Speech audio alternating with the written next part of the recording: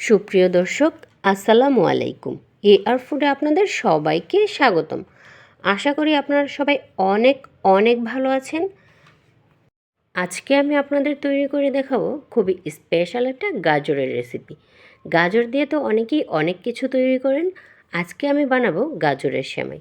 এই রেসিপিটা তৈরি করা একেবারেই সহজ আর খেতে দারুণ সুস্বাদু। তাহলে চলুন কথা না বাড়িয়ে রেসিপিটি দেখে নিই।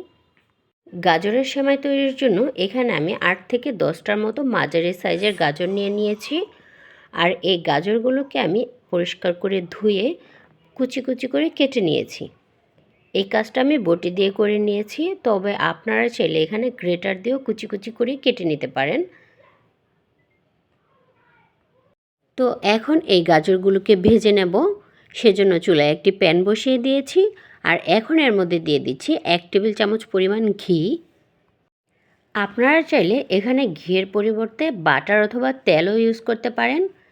আর এর মধ্যে এখানে আমি ফোড়ন হিসাবে কিছু গরম মশলা অ্যাড করে দিলাম।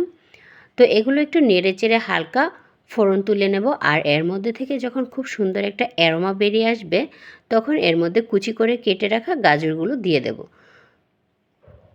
তো এখন গাজরগুলো দিয়ে দিচ্ছি। এখন গাজরগুলোকে নেড়ে চেড়ে ঘিয়ের সাথে ভালোভাবে মিশিয়ে নিচ্ছি। এভাবে নেড়ে চেড়ে গাজরগুলোকে ভালোভাবে ভেজে নিতে হবে। তবে এক্ষেত্রে পানি অথবা দুধ দিয়ে গাজরটাকে সিদ্ধ করে নেওয়ার প্রয়োজন হবে না। চুলার আঁচটাকে মাঝারি হিটে রেখে নেড়ে চেড়ে গাজরটাকে ভেজে নিতে হবে সিদ্ধ হওয়া পর্যন্ত। তো চুলার আঁচটাকে মাঝারি থেকে লোতে করে দিয়েছি। এখন আস্তে আস্তে গাজরটাকে ভেজে নেব। তো গাজরটা ভাজা হতে থাক। আর এই দিকে আমি গাজরের সাথে অ্যাড করার জন্য সেমাইটাকে তৈরি করে নিচ্ছি। তো এখানে আমি 1 প্যাকেট লাচ্ছা সেমাই নিয়েছি। তবে আপনারা আপনাদের পছন্দ মতো যে কোনো ব্র্যান্ডের সেমাই নিতে পারেন।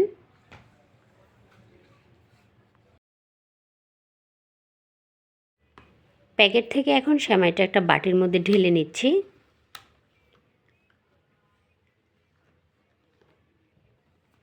এখন এগুলো আমি ভেজে নেব। তো ভাজার জন্য চুলায় একটি প্যান বসিয়ে দিয়েছি। আর এর মধ্যে দিয়ে দিচ্ছি 1 টেবিল চামচ পরিমাণ ঘি। ঘিটা কিছুটা গরম হয়ে আসলে এর মধ্যে আমি সেমাইটা দিয়ে দিচ্ছি। এবার নেড়ে চেড়ে সেমাইগুলো ভালোভাবে ভেজে নেব। এক্ষেত্রে চুলার আঁচটা অবশ্যই মিডিয়াম টু লো হিটে রাখতে হবে। আর খেয়াল রাখতে হবে সেমাইটা যেন পুড়ে না যায়। তো এভাবে নেড়ে চেড়ে আমি সেমাইটা ভেজে নিচ্ছি। তো এবার কিন্তু আমার সেমাইগুলো ভাজা হয়ে গেছে আর আমি প্যান থেকে তুলে নিচ্ছি। এবার গাজরটা দেখে নিচ্ছি। তো গাজরটাও ভালোভাবে ভাজা হয়ে গেছে। এখন এর মধ্যে অ্যাড করে দেব 1/2 কাপ কনডেন্স মিল্ক। এখন গাজরের সাথে কনডেন্স মিল্কটাকে ভালোভাবে নেড়েচেড়ে মিশিয়ে নেব। আর এভাবে মিশিয়ে কিছুক্ষণ জাল করে নেব। এবার এখানে অ্যাড করে দিচ্ছি সামান্য একটু লবণ। তবে মিষ্টিতে যারা লবণ পছন্দ করেন না তারা চাইলে এটা স্কিপ করতে পারেন। তো সব কিছু আবারও একসাথে ভালোভাবে মিশিয়ে নিলাম। এখন এর মধ্যে অ্যাড করে দিচ্ছি ভেজে রাখা সেমাইগুলো। গাজরের সাথে সেমাইটাকে ভালোভাবে মিশিয়ে নিচ্ছি। তো সব কিছু একসাথে মেশানো হয়ে গেল। এখন এর মধ্যে আমি কিছুটা পরিমাণ বাদাম কুচি অ্যাড করে দেব। তবে আপনারা চাইলে এখানে কিশমিশও অ্যাড করতে পারেন। তো আবারও একটু নেড়েচেড়ে মিশিয়ে নিচ্ছি।